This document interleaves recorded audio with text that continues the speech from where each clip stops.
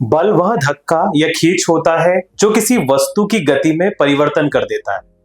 और ऐसी इनर्शिया या जड़त्व वह कारक है जो कि विरामावस्था में स्थित वस्तु को विरामावस्था में रखने की कोशिश करती है, और यदि वो चीज गति में है तो उसे गति में बनाए रखने का प्रयास करती है।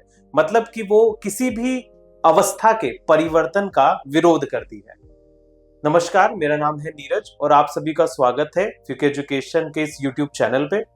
और हम पढ़ रहे हैं फिजिक्स, ये 11th की फिजिक्स का जो चैप्टर है जिसका नाम है बल, जड़त्व एवं न्यूटन का प्रथम नियम, ये टॉपिक है।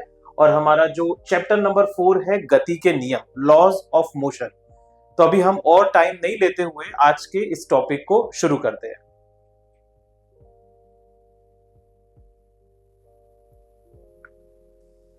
तो जैसा कि हम बात कर रहे हैं कि इस चैप्टर में हम पढ़ने वाले हैं गति के नियम के बारे में, लॉज ऑफ मोशन। इससे पहले हमने कौन कौन सी गति क्या है इसके बारे में समझा, लेकिन यहां पर इस चैप्टर में हम ये समझने वाले हैं कि आखिर ये गति का कारण क्या है, आखिर कैसे कोई वस्तु गति कर रही है, उसके बारे में इस चैप्टर में हम डिटेल में पढ़ने वाले हैं। तो चलिए, जैसा इसमें दिया है, हमने पिछले अध्याय में वस्तुओं की गति के बारे में अध्ययन किया था। हमने सीधी रेखा में गति और समतल में गति के विषय में जाना, है ना। हमने देखा था स्ट्रेट लाइन में गति कैसे होती है और प्लेन में कैसे गति हो रही है, इसके बारे में हमने उसमें समझा था इससे पहले के चैप्टर्स में। आप पहले के वीडियोस में वो जाके चेक कर सकते हैं। और इसमें हम देखेंगे कि वस्तु की गति का कारण क्या है, आखिर कोई चीज गति कर रही है तो उसके पीछे कारण क्या है। और इस अध्याय में हम ये भी देखेंगे कि वस्तुओं पर लगाए गए बल से उनकी गति कैसे प्रभावित होती है। बल और गति के बीच के संबंध का अध्ययन गति के नियमों के अंतर्गत किया जाता है। तो हम इसमें बल को भी देखेंगे, हम इसमें गति का कारण क्या है, ये सारी चीजों को भी हम इसमें समझेंगे। तो जैसा पहला हमारा इसमें जो टॉपिक आ रहा है वो है बल, फोर्स। फोर्स क्या है, बल क्या है, इस परिभाषा को हम पहले पढ़ते हैं और उसके बाद में हम समझेंगे ध्यान से कि आखिर ये बल है क्या। किसी वस्तु की गति को बदलने या उसे स्थिर करने का कारण बल होता है। बल एक भौतिक राशि है जो किसी वस्तु पर लगाए जाने वाला धक्का या खींच होता है। बल एक सदिश राशि है, अर्थात इसके परिमाण के साथ दिशा भी होती है, और जब किसी वस्तु पर बल लगाया जाता है तो उसके कारण वस्तु की वेग, दिशा या दोनों में परिवर्तन हो जाता है। ऐसे हम अगर हमारी डेली रूटीन में देखें तो हम बल से बहुत अच्छे से परिचित है कि फोर्स क्या होता है, बल क्या होता है। लेकिन फिजिक्स में हम फिजिक्स की जो कंसेप्ट्स है, जो भी सारे थ्योरीज है, उसके माध्यम से हम समझेंगे कि आखिर ये बल क्या होता है। तो जैसे यहाँ बहुत सरल शब्दों में बताया कि बल एक धक्का या खींच होता है, ठीक है। किसी भी चीज को की गति बदलने के लिए, उसको विराम अवस्था में लाने के लिए या फिर उसको गति में लाने के लिए बल का प्रयोग किया जाता है। जैसे यहाँ चित्र में आप देख रहे हो, ये बॉब है और ये बॉक्स को आगे की ओर धक्का दे रहा है, और ये जैन है जो कि उसको पीछे की ओर खींच रहा है। ये दोनों मिलके इस बॉक्स को आगे की ओर खींच रहे हैं, तो ये बल है। यहाँ पे धक्का भी दिया जा रहा है और साथ में दूसरा खींच का उदाहरण भी दिया है कि कैसे ये जैन इस बॉक्स को अपनी ओर खींच रहा है। तो इसको हम कहते हैं बल। बल अगर हम देखें तो मान लो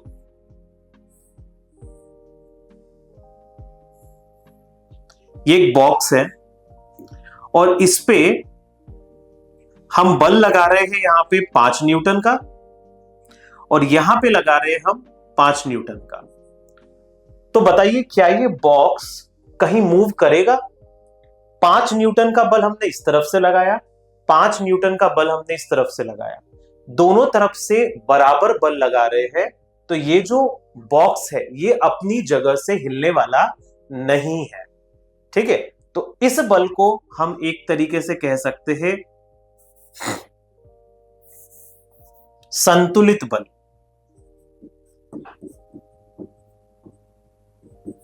संतुलित बल। अगर इस बॉक्स के ऊपर मैं यहां बनाता हूं, इस तरफ से लग रहा है 10 न्यूटन का बल और इस तरफ से लग रहा है 5 न्यूटन का बल, तो अब क्या होगा? क्या ये बॉक्स मूव करेगा, आगे की ओर जाएगा या पीछे की ओर आएगा? दोनों में से क्या चीज होगी? नेचुरली बल इस तरफ से ज्यादा लग रहा है 10 न्यूटन का और इस तरफ से बल कम लग रहा है 5 न्यूटन का। इस कारण से ये बॉक्स जो है वो आगे की ओर खसकेगा, खसक जाएगा, तो इसको हम कहते हैं असंतुलित बल। असंतुलित बल। तो अगर कोई चीज गति में आ रही है, इसका मतलब वहां पे कौन सा बल होना चाहिए? वह असंतुलित बल होना चाहिए, तभी कोई चीज गति में आएगी या मूव करेगी। यहां आप देखेंगे बल को मुख्यतः 2 प्रकारों में बांटा जा सकता है। एक कहा हमने संपर्क बल और दूसरा कहा असंपर्क बल, कांटेक्ट फोर्स, और यह non contact force. Contact force मतलब जो कि संपर्क में है, जो कि किसी ना किसी, माना धरती के साथ गए हम या किसी ना किसी चीज के साथ जो कांटेक्ट में है, संपर्क में है, उसे हम कह रहे हैं संपर्क बल। जो संपर्क में नहीं है उसे हम कहते हैं असंपर्क बल। ठीक है, जैसे यहां पे देखिए 4 बल दिखाए हैं, घर्षण बल, अभिलंब बल, तनाव बल, स्प्रिंग बल, कुछ उदाहरण दिखाए यहां पे संपर्क बल। तो घर्षण बल, घर्षण एक अलग टॉपिक है जिसको हम इस चैप्टर में लास्ट में पढ़ेंगे, पर आप इससे कुछ ना कुछ परिचित होंगे। आप देखोगे अगर कोई गाड़ी चल रही है या कोई भी मूवमेंट हो रहा है धरती पे, वहां घर्षण बल कारण बन रहा है उस गाड़ी के चलने का या मूवमेंट का बेसिकली। तो जब भी घर्षण होता है, माना जब आप किसी वस्तु को धरती पे खसका के ले जाते हैं, तो वहां से एक धरती की तरफ से एक विरोधी बल, एक घर्षण बल लगेगा जो उसको अपोजिट डायरेक्शन में धक्का देगा, तो वो भी एक बल है, संपर्क बल में आएगा वो। ऐसी अभिलंब बल, अभिलंब बल आप देखोगे सेंटर से लगता है अभिलंब बल। हमने इससे पहले के चैप्टर में भी उसके बारे में समझा है, अभिलंब बल के बारे में, जो सेंटर से लगता है, जिसकी दिशा सेंटर पे होती है।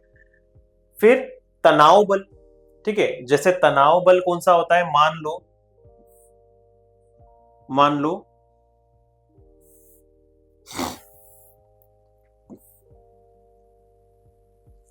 जैसे ये कोई एक सपोज छत है और छत से लटका हुआ है ये एक बॉक्स। ठीक है, ये एक बॉक्स है जो एक छत से लटका हुआ है, तो इसके ऊपर इसके ऊपर कौन सा बल लग रहा है? यहाँ पे तनाव बल। तनाव बल, या इसको ही हम कहेंगे टी, जो उसको ऊपर की ओर लगते हुए आपको दिखाई दे रहा है। ऐसे ही स्प्रिंग बल होता है। स्प्रिंग बल आपने देखा होगा, स्प्रिंग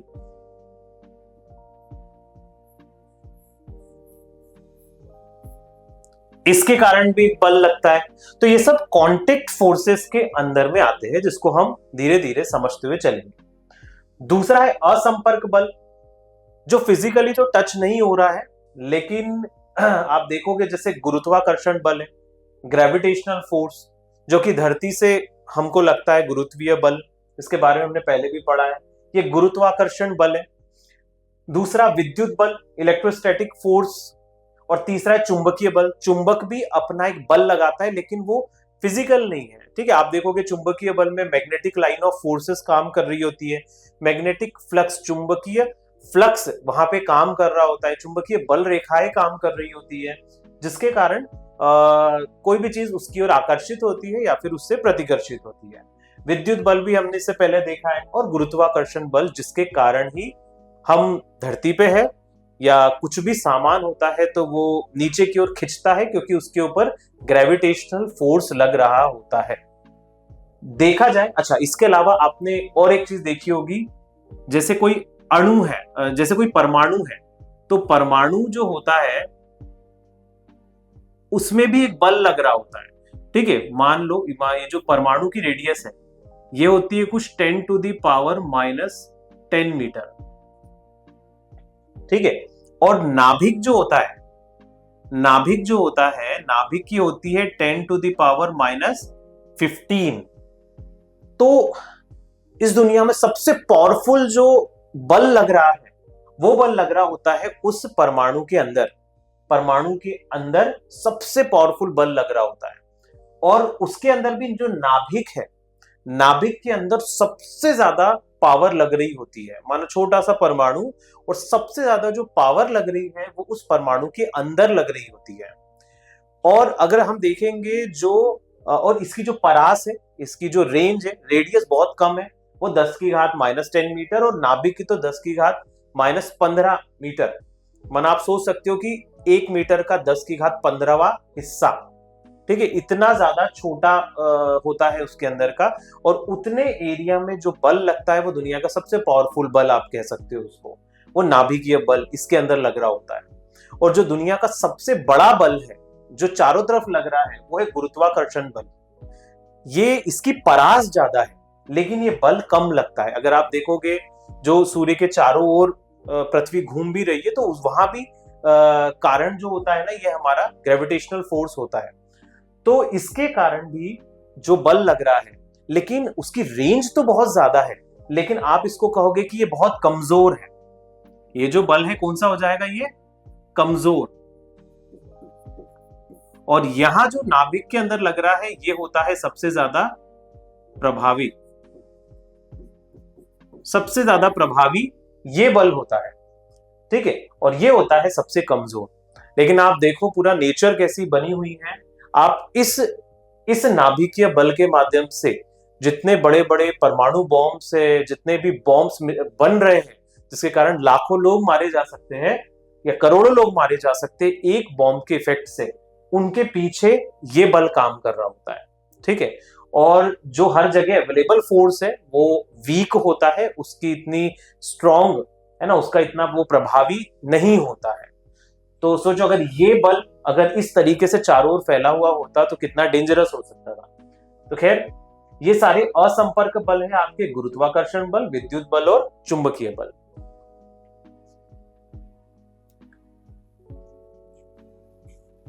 अभी एक बहुत इंपॉर्टेंट ये टॉपिक है जड़त्व, और इंग्लिश में इसे ही हम कहते हैं इनर्शिया।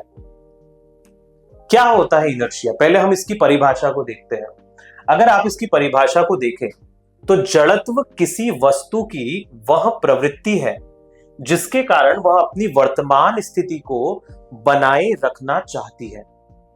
अर्थात यदि वस्तु विरामावस्था में है तो वह विराम में बनी रहना चाहती है, और यदि वह गति में है तो समान वेग से चलती रहना चाहती है।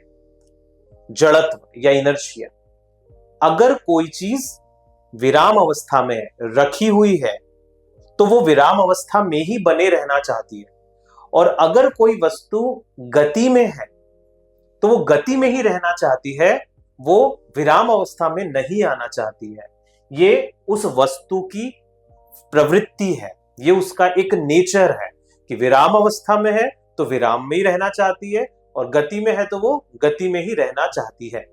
जैसे जैसे ये स्मार्ट बोर्ड आप देख सकते हो, ये विराम अवस्था में है तो ये विराम में ही रहना चाहेगा, और अगर कोई चीज गति में है तो वो गति में ही रहना चाहेगी।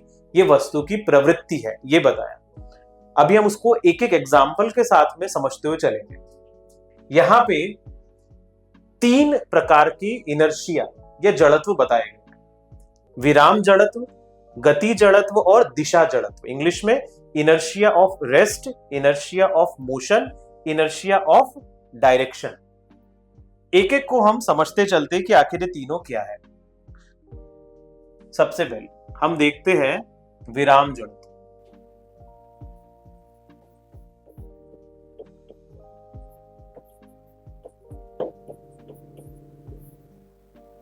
विराम जड़त्व। विराम जड़त्व मान लो, उसका एग्जाम्पल हम देखते हैं।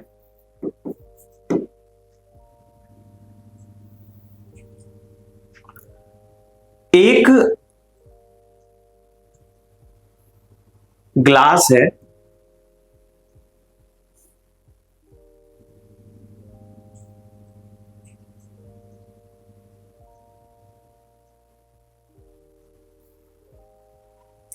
और इस ग्लास में पानी है।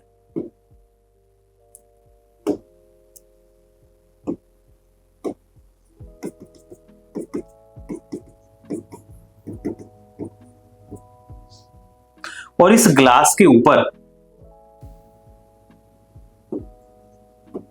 एक कार्डबोर्ड रखा हुआ है।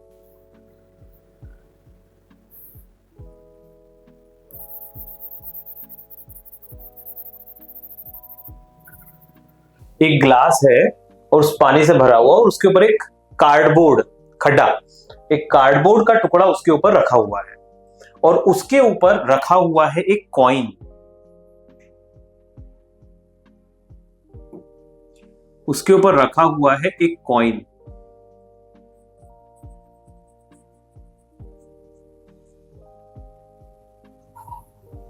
ये कॉइन रखा हुआ है, लिख देता हूं मैं।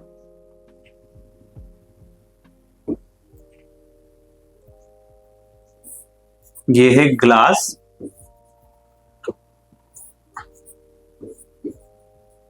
कार्डबोर्ड, और ये है आपका कॉइन। ठीक है, तो क्या होता है विराम का जड़त्व। ये कैसे पता चलेगा कि कोई चीज अगर विराम अवस्था में है तो विराम अवस्था में ही रहना चाहती है, वो अपने विराम अवस्था के विरुद्ध परिवर्तन का विरोध करती है अगर कोई परिवर्तन हो रहा है तो जैसे ये सिक्का रखा है, अगर आप एक स्पीड से, बहुत तेजी से आप इस कार्डबोर्ड के टुकड़े को खींच लेते हो, जैसे ही आप खींचोगे आप देखोगे ये जो सिक्का है, ये सिक्का सीधे ग्लास में गिर जाएगा। ये विराम जड़त्व का उदाहरण है। क्यों?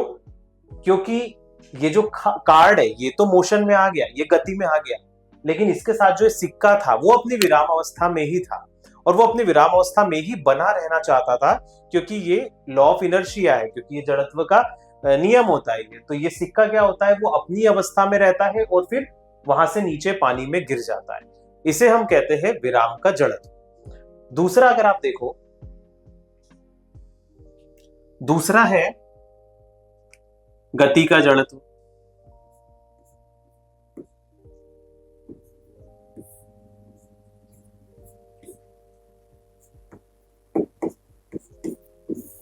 गति का जड़त्व, इसका उदाहरण देखो आप, इसका उदाहरण देखो गति का जड़त्व। मान लो एक बस है,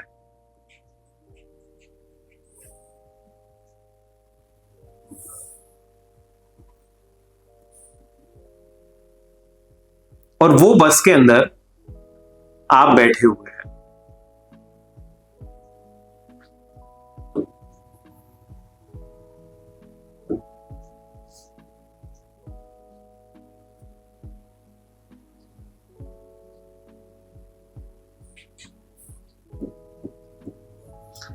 और ये बस है और उसके अंदर आप बैठे हुए हैं, और ये बस अचानक से चलना शुरू करती है। पहले ये रुकी हुई थी स्टैंड पे, और अब एकदम से चलना शुरू करती है।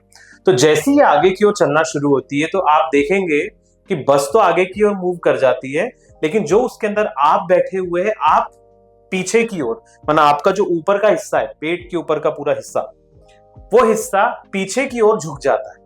कुछ ऐसे होता है। ये जो हिस्सा है ये कैसे हो जाएगा, मैं यही बना देता हूं।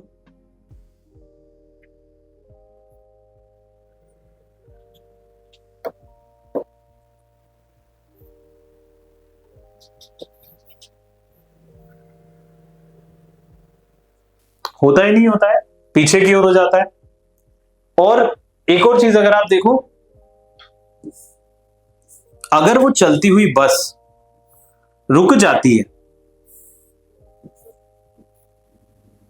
अगर वो चलती हुई बस एकदम से ब्रेक लगा के रुकती है,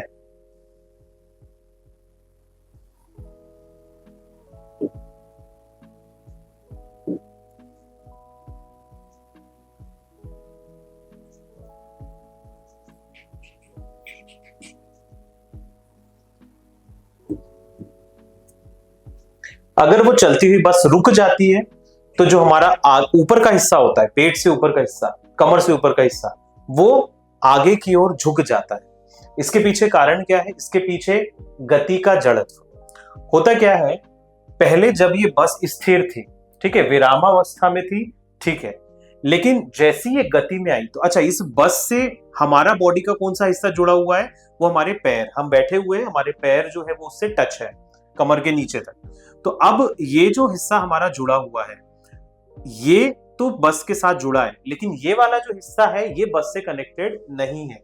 जैसी बस चलना शुरू होती है तो जो पैर वाला हिस्सा है वो तो वही रहता है, क्योंकि वो बस के साथ गति में आ जाता है, लेकिन जो हमारा ऊपर का हिस्सा है वो विराम अवस्था में ही होता है।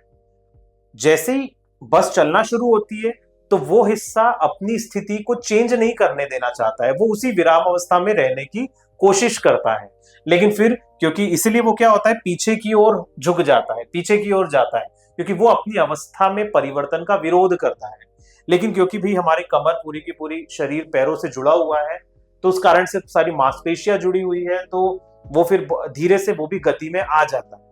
लेकिन जैसी बस रुकती है, तो बस जब रुकती है तो ये जो ऊपर का पार्ट है अब ये गति में आ चुका था, लेकिन जैसी बस रुकी तो हमारे पैर वाला हिस्सा तो वहीं स्टेबल रहा, लेकिन क्योंकि ऊपर की बॉडी का जो हिस्सा था वो तो गति में ही था, इसलिए वो अपने गति में होने का विरोध करता है। मतलब गति में वो है, लेकिन अब गति में परिवर्तन का विरोध करता है, तो इसलिए वो हिस्सा हमारा आगे ही जा रहा होता है, लेकिन बाकी जो पूरा नीचे का हिस्सा है वो वहीं स्टॉप हो जाता है। ये आगे जा रहा है, लेकिन क्योंकि कनेक्टेड है तो फिर वो भी वापस विरामावस्था में आ जाता है। इसे कहा जाता है गति का जड़त्व, कि किस तरीके से गति में आने पर कैसे ये जड़त्व यहां पर काम कर रहा होता है।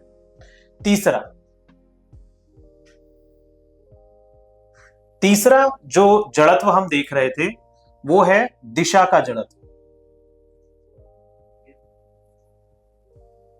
दिशा का जड़त्व मैं यही कर दे रहा हूं।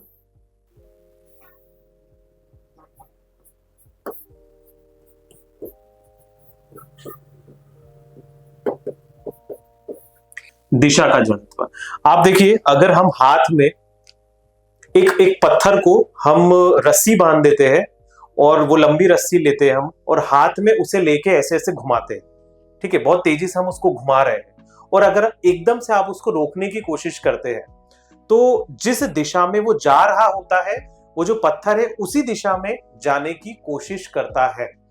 इसे हम कहते हैं दिशा का जड़त्व। जैसे इससे पहले भी हमने पढ़ा है कि अगर कोई चीज इस तरीके से सर्कल में घूम रही है तो उसका जो केंद्र होता है, बल की जो दिशा होती है वो अंदर की ओर होती है, ठीक है, केंद्र की ओर होती है बल की दिशा। तो जैसे मान लो, और जो उसकी दिशा, उसके मूव होने की दिशा होती है वो हर पॉइंट पे चेंज हो रही होती है, और वो हम निकालते हैं स्पर्श रेखाओं से। याद करो, ये हमने पहली चीज देखी हुई है, ऐसी स्पर्श रेखाएं होती है जो कि दिशा को बता रही होती है। अभी मान लो यहां से पकड़ के आप किसी पत्थर को ऐसे ऐसे घुमा रहे हैं, तो पत्थर की जो डायरेक्शन है वो हर टाइम, क्योंकि सर्कुलर मोशन है, हर टाइम हर इंस्टेंट पे चेंज हो रही है। और अगर वो पत्थर छूट जाए, मान लो वो धागा वहां से टूट जाए, तो वो उस स्पर्श रेखा की डायरेक्शन में सीधे सीधे मूव कर जाएगा।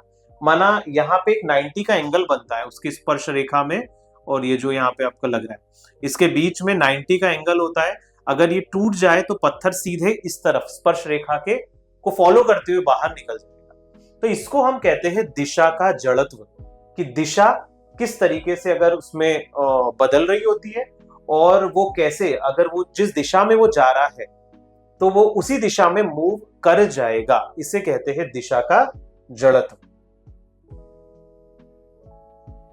गैलीलियो ने एक एक्सपेरिमेंट किया था, इंक्लाइंड प्लेन का एक्सपेरिमेंट, ठीक है, उसमें क्या किया था हम उसको पहले देखते हैं। यहां पे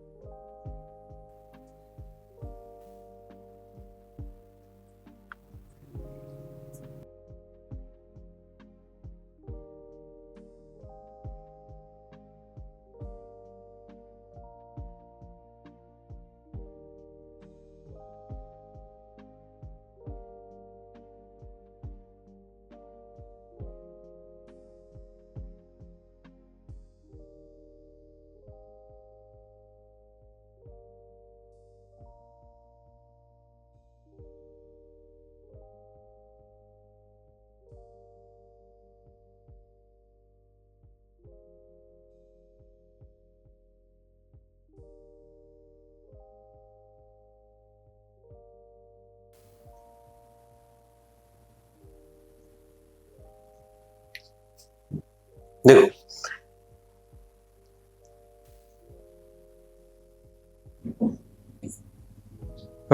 अब यहां पे ये गैलीलियो के एक्सपेरिमेंट का यहां पे मैं डायग्राम बना रहा हूं। यहां पे क्या हुआ, पहला ये फर्स्ट वाला, सेकंड, थर्ड और ये फोर्थ। तो पहले क्या होता है कि गैलीलियो ने एक ऐसा प्लेन लिया और ये जो इंक्लाइंड प्लेन है, जो इस तरफ से भी और इस तरफ से सेम एंगल पे इंक्लाइंड है, मान लो आप ये दोनों ही एंगल हमारे थीटा है, ठीक है, मान लो ये दोनों ही एंगल हमारे थीटा है, ठीक है, कुछ भी सेम एंगल है दोनों पे, और ये जो प्लेन लिया वो घर्षण रहित लिया, एकदम समतल, क्योंकि कहीं ना कहीं घर्षण तो रहता ही है। तो उसने क्या देखा कि ये जो समतल लिया उसने मैक्सिमम कोशिश की कि ये घर्षण रहित रखे, बिल्कुल प्लेन। तो गैलीलियो ने क्या किया, यहां से एक बॉल को इस प्लेन से उसने छोड़ा और ये बॉल यहां से लुढ़कते हुए गई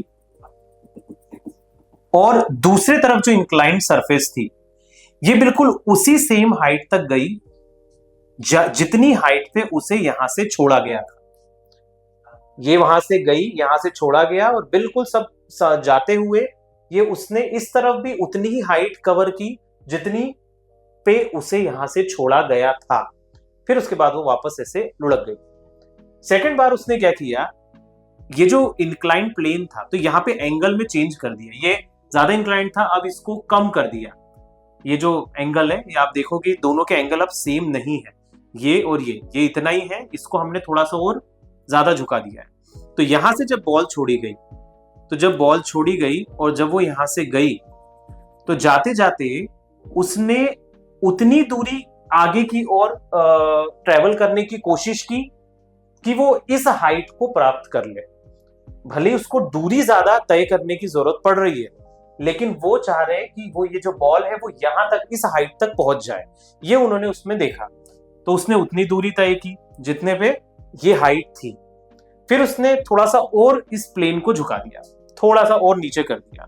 तब उसने देखा कि जब ये बॉल छोड़ी गई यहां से, तो ये जाते जाते जाते जाते इसने उतनी दूरी तय की आगे तक कि वो वहां तक पहुंच जाए जहां तक, जिस हाइट से उसे यहां छोड़ा गया था। तो ये वहां तक पहुंचने की कोशिश करती है जिस हाइट से उसे यहां पे छोड़ा गया था। अब उसने चौथी बार क्या कर दिया, इस प्लेन को पूरा ही नीचे कर दिया, एक लेवल पे ला दिया, समतल पे ला दिया इसको। अब जब यहां से बॉल छोड़ी गई तो अब ये बॉल कहीं रुकती ही नहीं और अनंत तक ये जितना हो सके, ये कभी बॉल रुकेगी भी नहीं, बस ये चलती जाएगी चलती जाएगी चलती जाएगी जब तक इसको रोका ना जाए। तो गैलीलियो के एक्सपेरिमेंट से ये पता चला कि अगर कोई वस्तु गति में है तो वो अनंत काल तक गति में ही रहेगी जब तक कि उसके ऊपर कोई और फोर्स ना लगाया जाए। तो इस तरीके का एक्सपेरिमेंट उसने यहां पर किया था और यही जड़त्व का जो नियम है वही हमारा पहला लॉज ऑफ मोशन है। न्यूटन के गति के नियम का जो पहला नियम है वो है प्रथम नियम, जो फर्स्ट लॉ ऑफ मोशन है, जड़त्व का नियम, लॉ ऑफ इनर्शिया। कोई वस्तु तब तक विरामावस्था में या समान वेग से गति करती रहेगी जब तक उस पर कोई बाह्य बल ना लगाया जाए, जो हमने अभी तक इतनी देर में समझा। इसे जड़त्व का नियम भी कहा जाता है। एग्जाम्पल जो हमने अभी समझा कि जब हम मेज पर रखे किसी कार्ड पर रखा सिक्का तेजी से खींचते हैं तो सिक्का नीचे गिलास में गिर जाता है, क्योंकि सिक्के में विराम जड़त्व होता है, जो हमने अभी इससे पहले यहां पे देखा था। ठीक है, इस केस में हमने यही देखा था कि कार्डबोर्ड को हटाया तो सिक्का पानी में गिर गया, ये विराम का जड़त्व था। फिर गति वाले को देखा हमने और फिर दिशा के जड़त्व को देखा।